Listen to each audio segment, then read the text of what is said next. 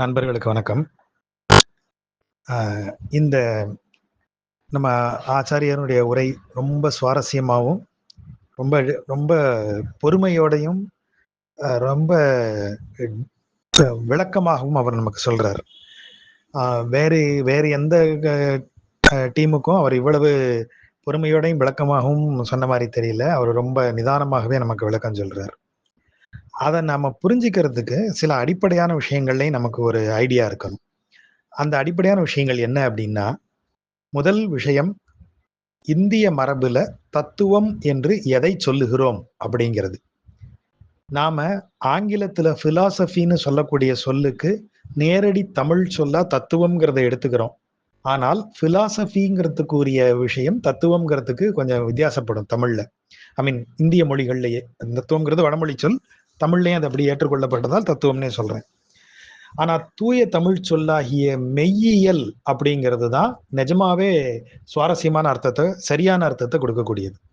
இப்போ தத்துவம் என்கிற சொல் நமது ஒரு கலை சொல்லாக நமது மரபுல எப்படி பயிலப்படுகிறது அப்படின்னு சொன்னா, ஒரு கான்செப்டை நீங்க முன்னாடி வச்சீங்கன்னா, ஒரு கான்செப்ட் நான் சொல்றது ஒரு ஐடியா கிடையாது, எ வெல் டிஃபைன்டு ஆர்கியூமெண்ட் பண்ணி அதுக்கு சப்ஸ்டான்சியேஷன்ஸ் எல்லாத்தையும் ப்ரொவைட் பண்ணி நீங்க ஒரு விஷயத்தை தூக்கி அப்படி நிறுத்தி வச்சீங்க அப்படின்னு சொன்னா அதை நாம் தத்துவம் என்று சொல்லலாம்.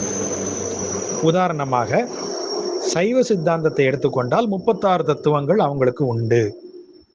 அவங்க அதை 36 தத்துவங்களை சொல்லிட்டே வருவாங்க. சிவம், பரசிவம், சக்தி, அப்புறம் சிவசக்தி. அப்போ ஒவ்வொன்றையும் டிஃபைன் பண்ணுவாங்க. சிவம் என்கிறது அதுதான் மூலாதார சக்தி, அதான் மூலம், அனைத்திற்கும் அடிப்படை அதுதான். நம்ம பரம்பொருளை சொல்ற மாதிரி நிர்குணத்துக்கு சொல்ற எல்லா பண்புகளோடையும் அது எந்த செயலும் செய்யாமல் அனைத்து ஆற்றல்களையும் உள்ளடக்கி கொண்டு அது தானாகவே இருக்கக்கூடிய ஒன்று.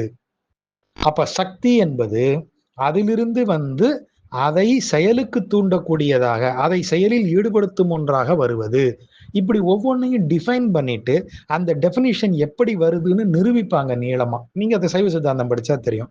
அப்போ அது ஒரு கான்செப்ட். சிவசக்தி அது ஒரு கான்செப்ட்.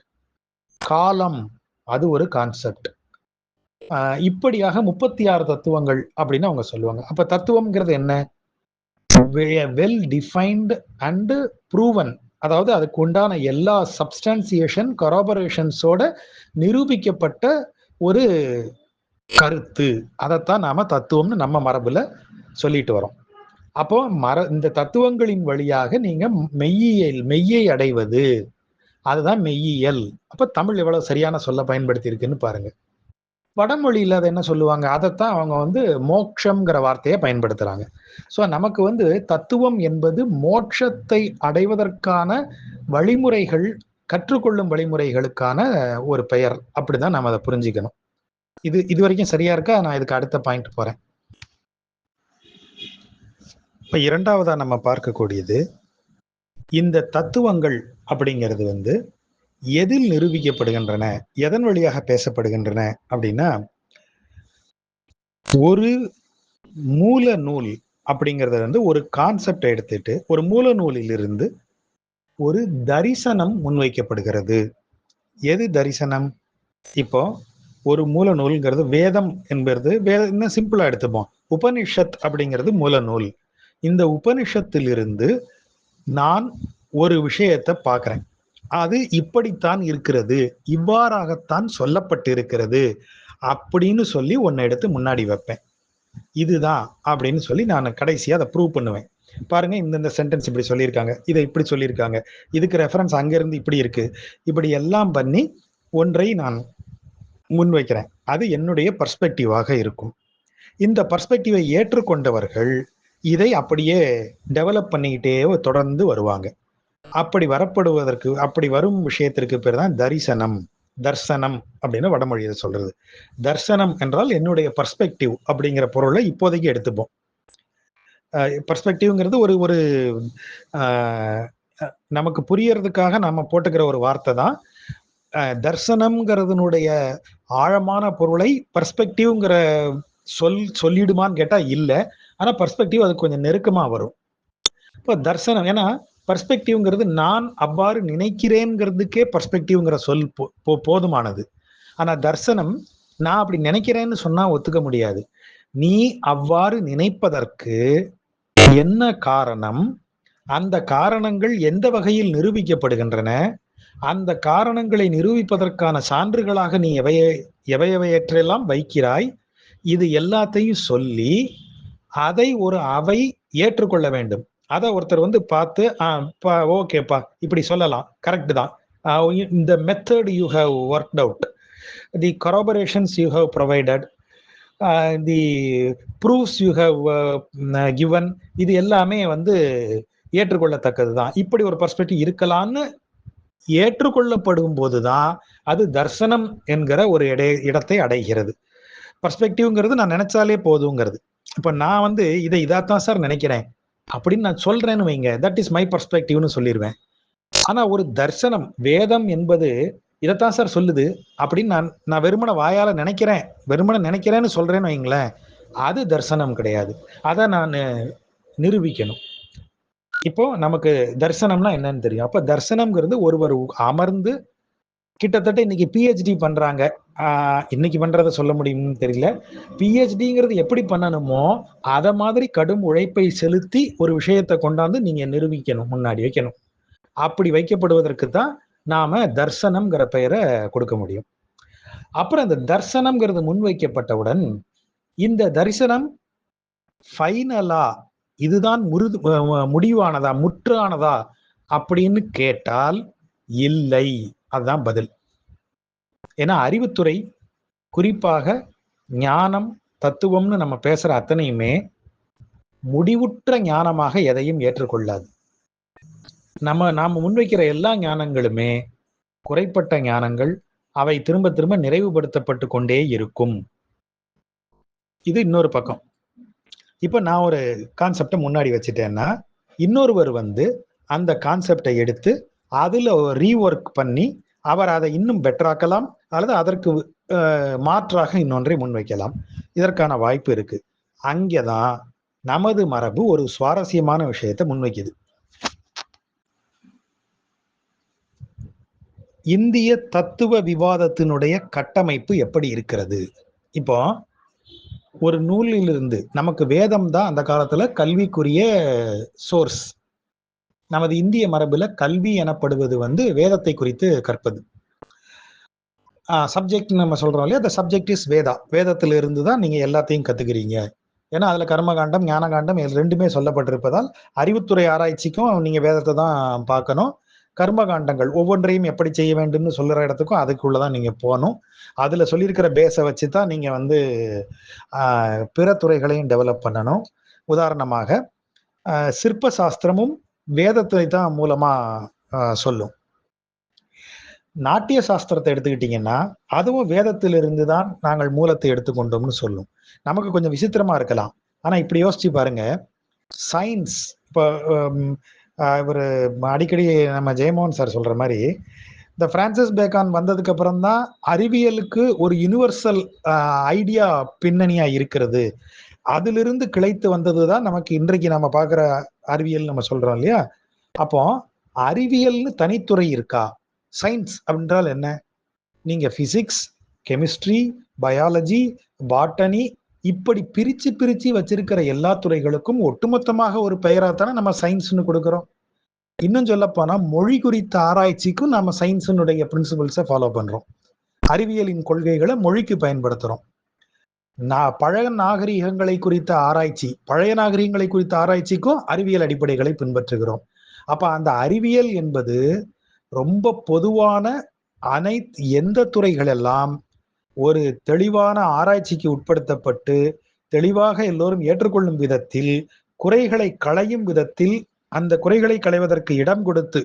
ஏன்னா இன்றைக்கு நான் உன்னை கண்டுபிடிச்சு இதுதான் பர்ஃபெக்ட்னு நான் இன்னைக்கு சொல்லுவேன். ஒரு ரேடியோ கண்டுபிடிச்ச காலத்துல இதை விட பர்ஃபெக்டா வேற ஒரு டிவைஸ் வந்துட முடியுமான்னு யோசிச்சிருப்பாங்க.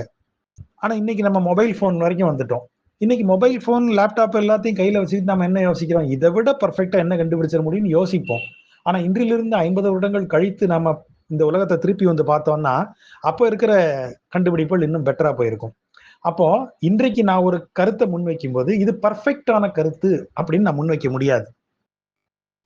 அப்படி சொல்லக்கூடாது.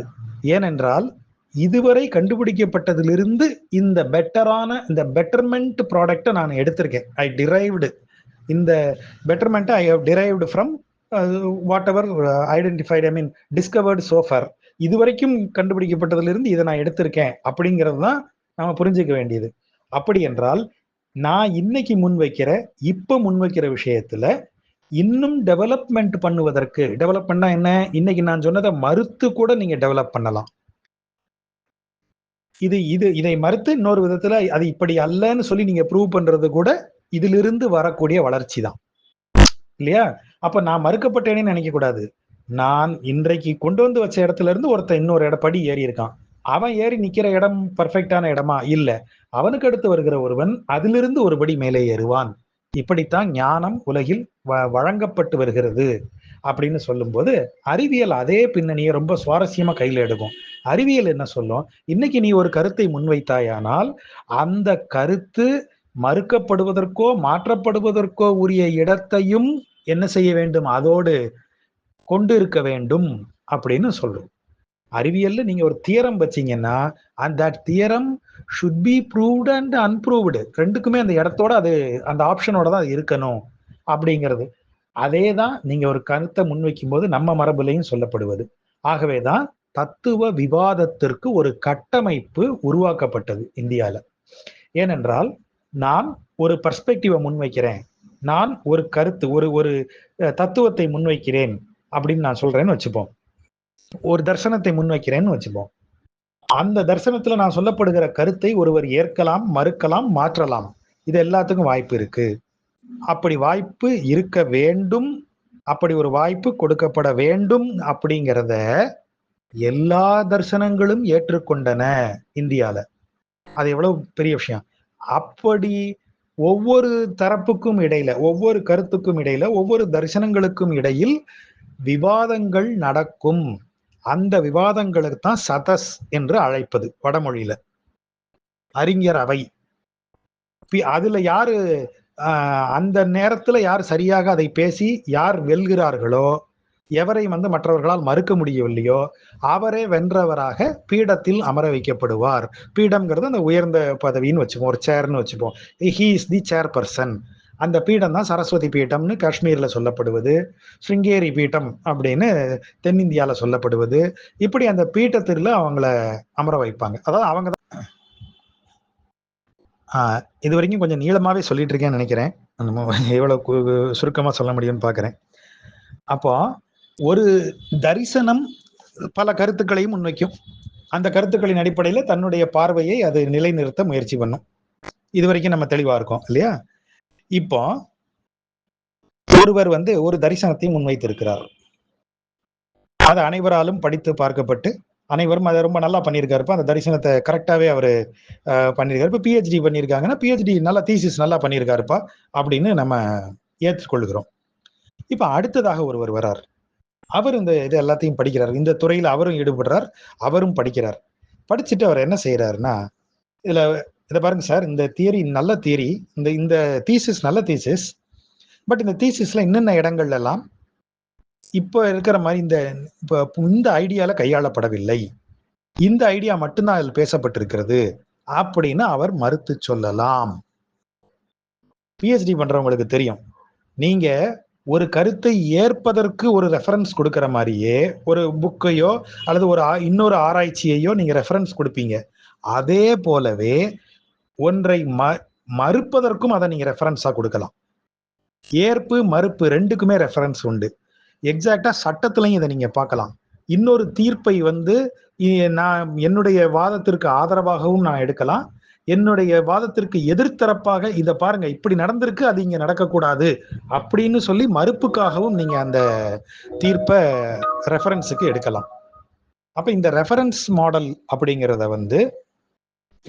அப்படியே நம்ம தத்துவமும் ஆரம்பத்துல பயன்படுத்தி இருக்கு. இந்த தத்துவ விவாதங்கள்ல என்ன சொல்லுவாங்க, முதல்ல நீ எதை மறுக்கிறையோ அதை முதல்ல எக்ஸ்பிளைன் பண்ணணும். நான் உதாரணமாக நான் வந்து கான்செப்ட் ஏ அப்படின்னு இவர் சொல்லியிருக்காரு சார், இந்த புக்ல சொல்லியிருக்காரு சார், அதுல கான்செப்ட் ஏன்னு ஒன்று சொல்லியிருக்காரு சார், அந்த கான்செப்ட் ஏவை நான் மறுக்க போகிறேன் அப்படின்னு சொன்னா, முதல்ல நீ கான்செப்ட் ஏவை சரியா புரிஞ்சிருக்கியாயா, அதை சொல்லு, அதுக்கப்புறம் நீ அதை மறுக்கலாம் அப்படின்னு நம்ம விவாத கட்டமைப்பு சொல்லுது. அப்போ நான் என்ன செய்யணும், நான் ஏவை மறுக்க போகிறதா இருந்தா முதல்ல ஏ என்ன சொல்கிறதுன்னு தெளிவா நான் சொல்லணும். அப்பந்தான் ஓகே, இவன் அதை புரிஞ்சுதான் மறுக்கிறான், குருட்டடியா மறுக்கல, தவறா புரிந்து கொண்டு மறுக்கவில்லை, அரைகுறையாக புரிந்து கொண்டு மறுக்கவில்லை அப்படிங்கிற உண்மை நிரூபிக்கப்பட வேண்டும் என்றால், நான் எதை மறுக்கிறேனோ, எதை நான் மாற்ற நினைக்கிறேனோ அதை குறித்து அது எப்படி இருக்கிறதுங்கிறத குறித்த ஸ்டேட்டஸ் கோ, அது என்னவாக இருக்கிறதுங்கிறத நான் தெளிவா சொல்லணும். சொன்ன பிறகுதான் அதை நான் மறுக்க முடியும், அல்லது அதுக்கு எதிர் பாயிண்ட்டை வைக்க முடியும். அப்படி நான் எதை மறுக்கிறேனோ அதை அப்படியே சொல்றேன் இல்லையா. நான் எதை மறுக்க போகிறேனோ அந்த பாயிண்ட்டை கிளியரா சொல்றேன். ஏங்கிற பாயிண்ட்டை மறுக்க போறேன்னா நான் ஏவை கிளியரா சொல்லணும். அதற்கு பேர் பூர்வபக்ஷம். பூர்வபக்ஷம் என்றால் முன்னால் சொல்லப்பட்டது. ஐயா, இந்த ஆளு இந்த விஷயத்துல இந்த புத்தகத்துல இதை குறித்து ஏன்னு இப்படி சொல்லி இருக்கிறார், அதான் பூர்வபக்ஷம். சரி, நீ இப்ப என்ன செய்ய போற, நான் இதுல இருந்து என்னுடைய ஆர்கியூமெண்ட்டை வச்சு இதை மறுக்க போறேன் அப்படின்னு அதுக்கப்புறம் தான் நீங்க ஆரம்பிக்கணும். ஆகவே பூர்வபக்ஷம் இல்லாமல் ஒரு விவகாரம், அதாவது ஒரு விவாதம் நடக்காது. இது வரைக்கும் சரியா இருக்கா? இப்ப பூர்வபக்ஷத்தை முன்வைத்துட்டீங்க அப்படின்னு சொன்னதுக்கு பிறகு நீங்க உங்களுடைய மறுப்பு அல்லது மாற்றம் அல்லது அந்த எதிர்கருத்து என்னவோ அதை பாயிண்டா வச்சுக்கிட்டே வரணும். அப்ப கருத்து ஏவை இன்னின்ன விதங்கள்ல இப்படிலாம் இவர் சொல்லியிருக்கார், இதை நான் இன்னின்ன விதங்கள்ல இப்படியெல்லாம் மறுக்கிறேன். அப்புறம் A1 இந்த விஷயத்தை இப்படி சொல்லியிருக்கார், அதை நான் இப்படியெல்லாம் மறுக்கிறேன். A2 அதுல இப்படி சொல்லியிருக்கிறார், இதை வரை இப்படியெல்லாம் மறுக்கிறேன். இப்படி ஒவ்வொன்றுக்கும் தலைப்பு போட்டு நீங்க மறுக்கிறீங்க இல்லையா, அவங்க வாதத்தை வைக்கிறீங்க இல்லையா. இப்படி தலைப்பு இடப்பட்டு ஒரு கருத்துக்களின் அடிப்படையில ஒரு தலைப்பு இடப்பட்டு நீங்க ஹெட்டிங் வைஸா தலைப்பு வைஸா அதை நீங்க ஹேண்டில் பண்ணிட்டே வரீங்க. அந்த தலைப்புங்கிறது அந்த கான்செப்ட் வைஸாவும் இருக்கலாம். அப்படி தலைப்பிடப்பட்டு ஒரு தலைப்பின் அடிப்படையில பூர்வபக்ஷம் சொல்லப்பட்டு அந்த பூர்வபக்ஷத்துக்கு நீங்க வந்து விவாதங்களை, உங்கள் தரப்பு வாதங்களை அடுக்கி வைத்தால் அந்த கலெக்ஷன், அந்த தொகுப்புக்கு தான் அதிகரணம் அப்படின்னு பேர். இப்ப ஸ்ரீபாஷ்யம் புக்ல அதிகரணம்னு இருக்கும், பாத்தீங்கன்னா தெரியும். அதிகரணம்னா என்ன? இப்போ உதாரணத்திற்கு நம்முடைய ஸ்ரீபாஷ்யம் புக்கே எடுத்துக்கோங்க. முதல் அதிகரணம், இப்ப நமக்கு நம்ம சுவாமி என்ன சொல்லி கொடுத்து கொண்டிருக்கிறார், இப்ப நமக்கு சொல்லி கொடுத்திருக்கிற அதிகரணம் வந்து, ஒரு நிமிஷம் பக்கத்து சரியா எடுத்துக்கிறேன்.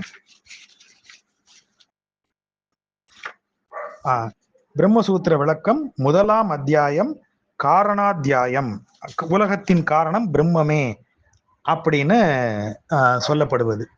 அப்படி இதுதான் அந்த அந்த காரணத்தை வச்சு இப்போ உள்ள நுழையிறோம். அதுல முதல் இடம் என்ன, பிரம்மசூத்திரத்தினுடைய முதல் சூத்திரமாக வருவது நம்ம சொல்றது ஜிக்ஞாசா அதிகரணம்.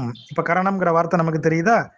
அதிகரணம்னா என்ன அப்படின்னா, உலகத்தின் அந்த உலக தோற்றத்தை குறித்து பேசுற இதுல தலைப்புல பிரம்மத்தை ஆராய்வா, அதாதோ பிரம்ம ஜிக்ஞாசாங்கிற அந்த வரியில இருந்து நாம பிரம்மம் ஆய்வு செய்யப்படுகிறது அப்படிங்கிற அதன் பின்னால் பிரம்மம் ஆராய்ச்சி செய்யப்படுகிறது என்று அதற்கு பொருள் எடுத்துக்கொண்டு ஆதிசங்கரர் விளக்கம் சொல்லுகிறார் அப்படின்னு நம்மால் சொல்றார். யாரு? ராமானுஜர் சொல்றார். சொல்லிட்டு அத பூர்வபக்ஷம். ராமானுஜர் வந்து சங்கரர் என்ன சொல்லியிருக்காருன்னு சொல்லுவார், அது பூர்வபக்ஷம். அதற்கு பிறகு அதில் தனது கருத்துக்களாக எவை எவை இருக்கின்றன, அது சங்கரர் சொன்னவற்றிலிருந்து எவ்வாறு மாறுபடுகிறதுன்னு பேச ஆரம்பிப்பார். இதுதான் அதிகரணம். இப்ப இந்த ஜிக்ஞாசாதி கரணம், ஜிக்ஞாசா அதிகரணம் அப்படிங்கிற விஷயத்துல இப்படி இருக்கு. இதே மாதிரி ஒவ்வொன்றுக்கும் ஒவ்வொரு கான்செப்ட் வைஸா மறுப்பு வந்துகிட்டே இருக்கும். அதுதான் அதிகரணம்னு சொல்றது. இந்த அதிகரணம் அப்படிங்கிற விஷயத்தை செய்யாமல் நீங்க இந்த ஒரு சித்தாந்தத்தை நிலைநிறுத்த முடியாது. சித்தாந்தம் என்றால் நீங்க இந்த ஒரு கான்செப்ட் ஃபுல்லா பேசி ஒன்ன கூட நிறுவுறது. இப்போ விசிஷ்டாத்வைதம் சங்கரர் என்ன செய்தார்? அத்வைதம்னு ஒன்று நிறுவினார், அது ஒரு சித்தாந்தம். அதே மாதிரி விசிஷ்டாத்வைதத்துல இது விசிஷ்டாத்வைத சித்தாந்தத்தை இது வழியாக நிறுவுறார். அப்ப அதிகரணங்கள் வழியாகத்தான் சித்தாந்தங்கள்ங்கிறத நீங்க ப்ரூவ் பண்ண முடியும். இது வரைக்கும் சரியா இருக்குமா? இப்போ இதுக்கு அடுத்தது வரும். சரி, ஒரு அதிகரணத்தை எடுத்துக்கிறேன்.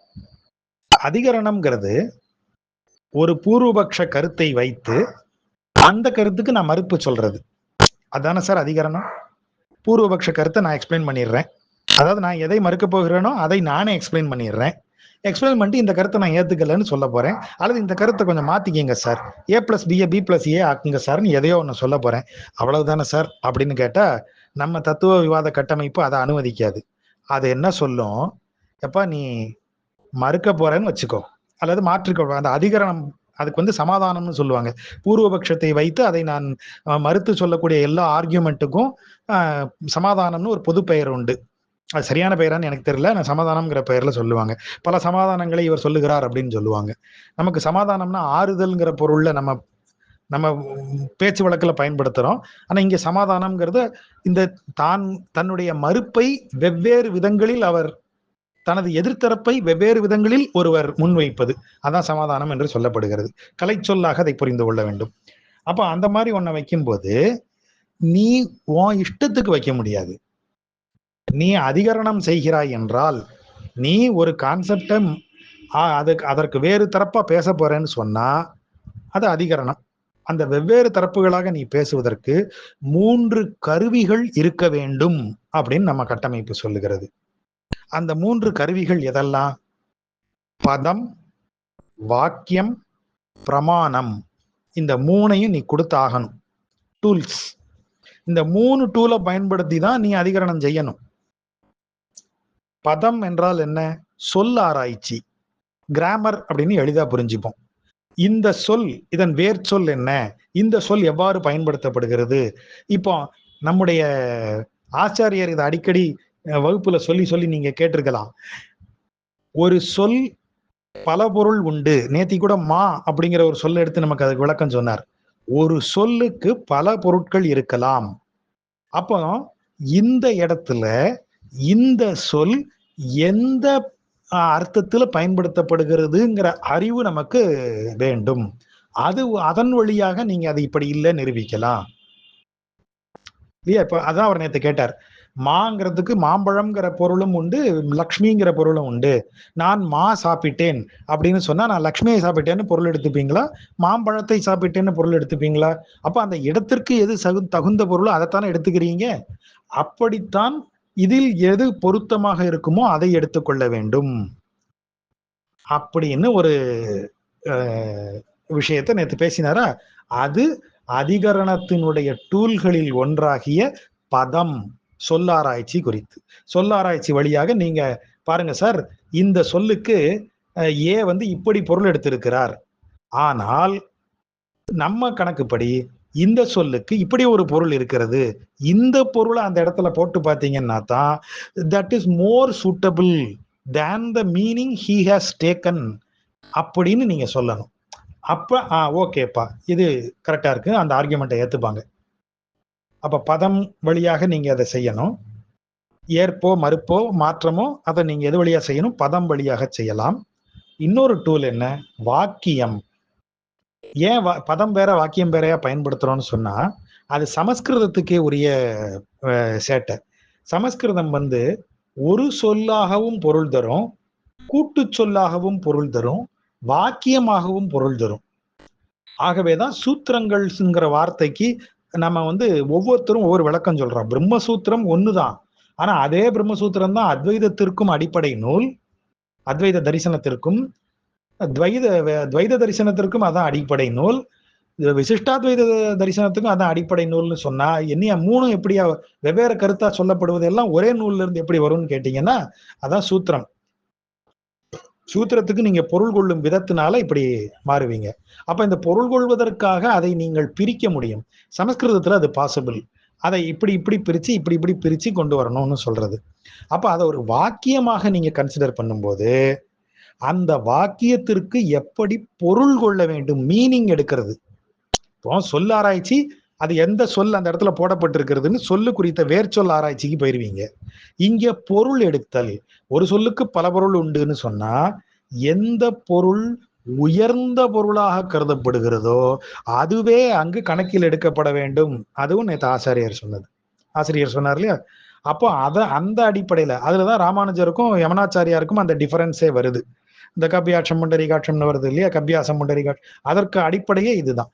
நீங்க அந்த வாக்கியத்திற்கு உயர்ந்த பொருள், குரங்கின் குதம்ங்கிறதுக்கும் சிவந்த தாமரை மலர்ந்த தாமரைங்கிறதுக்குமான இரண்டுக்குமே அந்த ஒரு சொல் பொருள் கொடுக்கும் போது நீங்க எந்த பொருள் எடுத்தீங்க?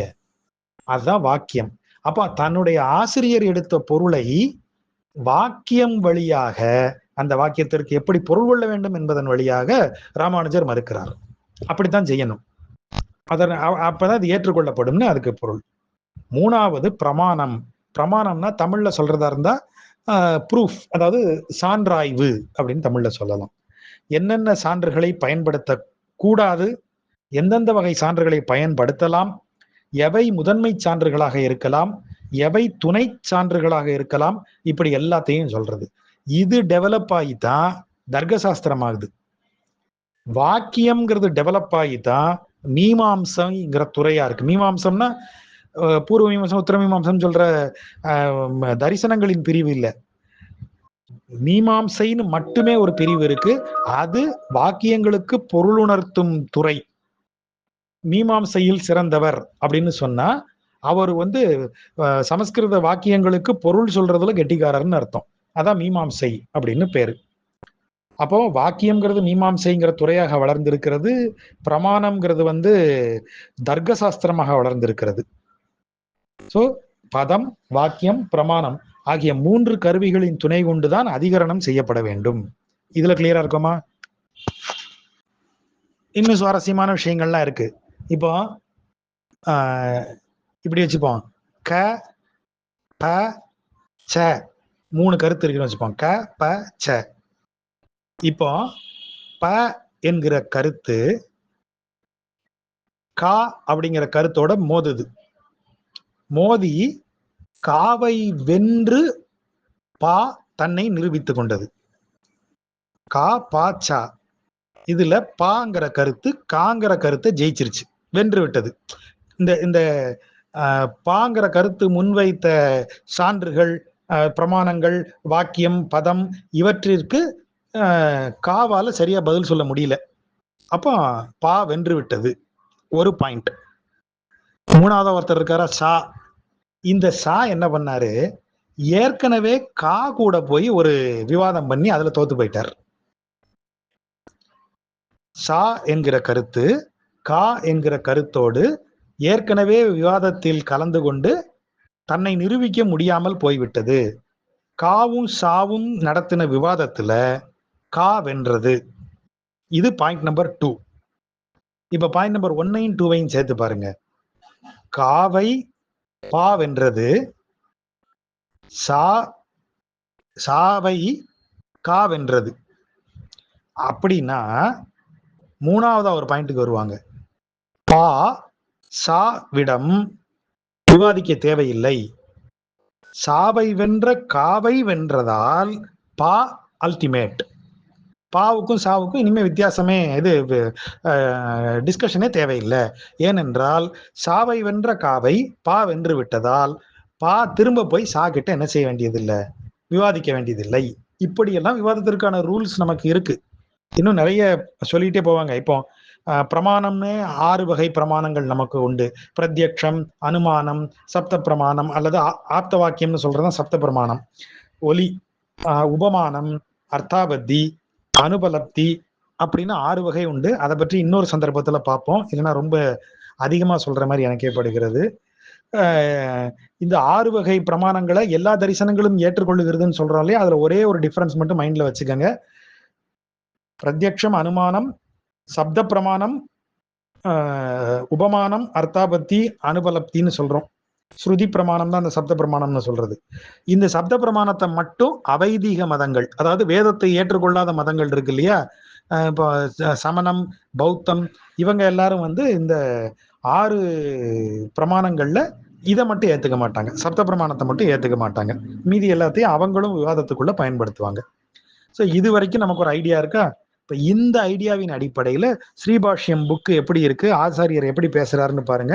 அதுல எது பூர்வபக்ஷம், பூர்வபக்ஷத்துக்கு அப்புறம் அதுக்கு எப்படி ஆதிசங்கரர் மறுப்பு இது சங்கரர் பூர்வபட்சத்துல என்ன சொல்லுகிறாருன்னு ராமானுஜர் சொல்லுவாரு. அப்புறம் ராமானுஜர் அதை எப்படி மறுக்கிறாருன்னு அடுத்து வரும். இந்த ஸ்ட்ரக்சர் திரும்ப திரும்ப வரலாம். எந்த கான்செப்டை இவர் சங்கரர் எப்படி சொல்லியிருக்கார், அதை தான் எப்படி மறுக்கிறோம், இந்த ஸ்ட்ரக்சர் புக்கில் வர்றதை நீங்க பார்க்கலாம். அதுதான் இனிமே வரக்கூடிய எல்லா கிளாஸ்லையும் நாம புரிஞ்சிக்க வேண்டிய ஸ்ட்ரக்சர். இந்த ஸ்ட்ரக்சர் அடிப்படையில தான் நமக்கு டிஸ்கஷன்ஸ் போகும். அதை சொல்றதுக்கு தான் இவ்வளவு நீளமா சொல்லிட்டேன். பொறுமையா கேட்ட நண்பர்களுக்கு நன்றி.